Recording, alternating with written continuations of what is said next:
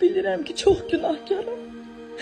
Amma çox da xoşbəxtəm. Nə ola hirslənmə mənə, hə? Kaş ki hislənə bilsəm. Bilirəm ki, çox məyus olmusan. Heç olmasa aldıqlarımı giyinim, bax, xahiş edirəm. Bilirəm ki, aldıqlarımı çox bəyənəcəksən, çünki hər birini sevərək əldə eləmişəm. Qış geyimlərim yox idi. Sənin sevdiyin materiallardan almışam, sən istəyənlərdən. Özün də toxuya bilərsən də. Oyda. Bəyəndin? Gedirəm bir bunlar giyinməyə. Sən yolda içinə qoymamısan da.